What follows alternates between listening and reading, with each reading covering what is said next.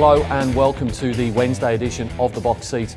I'm Mark Warwood. 8 races for the first Wednesday card at Ascot, and we're expecting a possible shower, 21 degrees Celsius. I think the track will certainly stay in the good 4 range, however, and the rail, well, it will certainly be at 10 metres.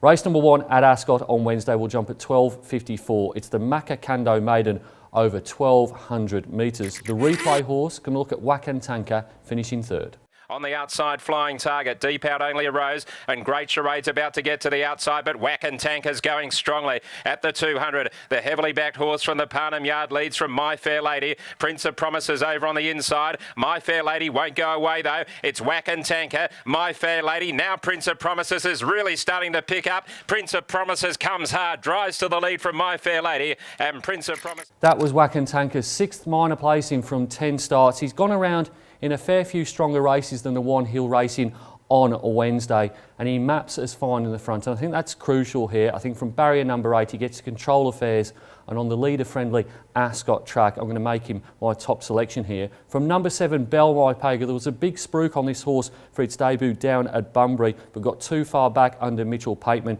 Did come rattling home with some very good sectionals, but gets a wide gate here. Barrier number 13, probably going to have to go back from there. She's going to find it hard to catch Wakantanka. Number 11 Princess Piero, certainly one of the better maidens in the 3-year-old ranks in WA, gets a gear change at the winkers on and the blinkers off, but I have to say she was a little bit disappointing first up behind Don's Legacy. And then number 13 Colourful Chloe, another one with an outside gate here, gate number 14, won a trial and then was behind Arcadia Queen before being behind Cup Knight, who we'll see later on the programme. Race number 1, going to go with number 6, Wakantanka to break through and beat 7 Bell My Pago, 11 Princess Piero and 13 Colourful Chloe. Race number 2 at Ascot on Wednesday will jump at 1.34. It's the Mill Pearl Mara Connection Handicap over 1,000 metres. In replay, we're going to go back to June and the last start of Nickel Queen. It's back towards the tail of the field with Looks Like Magic as they turn and Swanky Lass. So in the straight they run. Alcina's got the lead now. Nickel Queen is still 3 lengths away, trying to wind up nearer the inside. Alcina joined by Baron Bostock. Nickel Queen is now trying to come around Baron Bostock. Baron Bostock in front, got her away. Nickel Queen is closing in. It's Baron Bostock in front. Nickel Queen tries hard. Baron Bostock from Nickel Queen and Angel. Nickel Queen finished second in the replay race. She had won on debut and she resumes here without a trial, and she has Taylor Stone aboard. So not only does she get a 2 kilo claim, but she gets probably one of the better judges of pace in WA racing, and she maps to advantage here. I think she will be the leader in what looks like a very fast run race, but she should be able to hold the rail, and I think she'll be hard to beat if she's come back as good as she was in her last campaign. Goes on top from the badly drawn number 1, the Ninth Hour, gets to the blinkers on and the winkers off, but to gate number 11 here, I'm not too sure where the Night Hour is going to get to in the run. Did win its maiden down at Bunbury quite impressively, and then was a long way behind Pearl Trade, but ran around behind I Am Incredible in a graduation race. That's significantly harder than this. If he'd mapped better, he would probably have been the top selection. Number 5 Festival Miss, another one with gear change, blinkers on and lugging bit on. 1 from 1, that race was at Belmont in a 2-year-old race where it beat Jed Affair. Just not sure where Festival Miss will get to in running. That was over 1,200 metres. This is back to the 1,000. And then down the bottom, number 11, Point Taken. Does map quite well here. I think Jason Brown will get a nice run behind the leaders here for the Jim Taylor trained filly.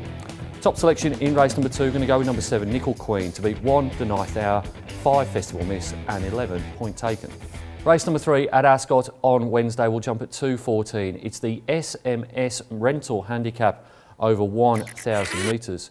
In replay, we're going to look at the recent trial of Cockatiel. Cinder on the inside and the white cap is showing speed. They were followed by Mel to Me and Peter the Great drop back to the tail of the field. Lucinda on the inside, Cockatiel on the outside.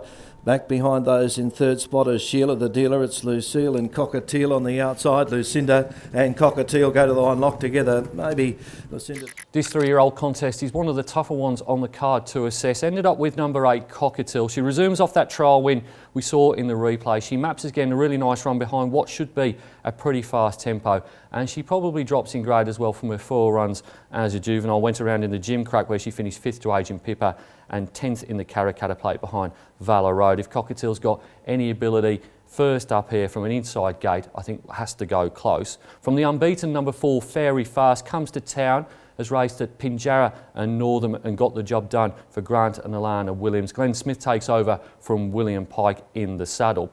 The query horse, and a massive query at that, is number 2, Drift Star. If he reproduces what he did on debut for Simon Miller back in January, he will win this race, but he has been very disappointing since. Was beaten at odds on in the Perth Stakes, finished last in the Karrakatta, and frankly he was very, very plain first up for Lindsay Smith on the 26th of September when going around at $1.35. And then number 7, Great Charade, does get back, he suspects, from barrier number 3. Jared Noski sticks here.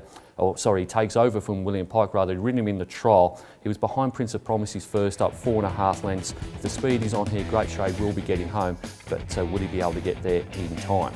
Top selection in race number 3, going to go with number 8, Cockatiel, to beat 4, Fairy Fast, 2, Drift Star, and 7, Great Charade.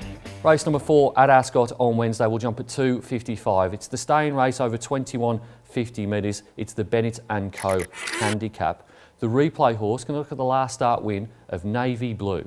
Quick Fantasy and Prince Halla trying to get to the outside. Carazoro's back last at the 2-400, and Burning Pride on the outside with Navy Blue getting an inside run. Navy Blue has hit the front with Drink the Rainbow coming through as well. So Navy Blue's got the lead from Drink the Rainbow. Prince Hal is down the outside. Quick Fantasy not doing enough. Alizan's trying to run on. Navy Blue hard against the inside is clear though from Drink the Rainbow. Prince Hal and Alizan and Navy Blue. Navy Blue has been a frustrating galloper for WA punter since joining Martin Allen, previously in the yard of DK Weir over in Victoria. I've no doubt he's got plenty of ability, but it's taken a little while for Martin Allen and his jockeys for that matter to extract it from him. Boy Hill was aboard him last start where he beat Drink the Rainbow. We saw that in replay by 2.5 lengths. Not the easiest of rides, but I think the key thing last start was the gear changes. They took the blinkers off and they took the bubble cheeker off, and he got the job done. He was a lot closer in the run as well, and I think if he can reproduce that, he could certainly win this race. So I'm going to have number 8 on top from the obvious, which is number 3,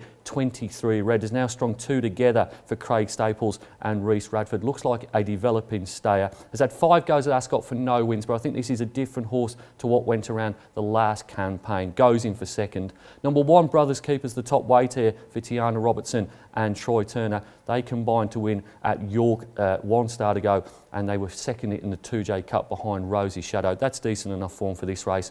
And on the very quick backup, we got number 4, Gold Artisan. Finished second on Saturday behind 5 Degrees. Wasn't a particularly fast run race, and 5 Degrees was wide all of the way, but they decided to back up here, and Aaron Kennedy keeps the ride. Top selection in race number 4, going to spec on number 8, Navy Blue, to beat 3, 23 Red, 1, Brothers Keeper, and 4, Gold Artisan.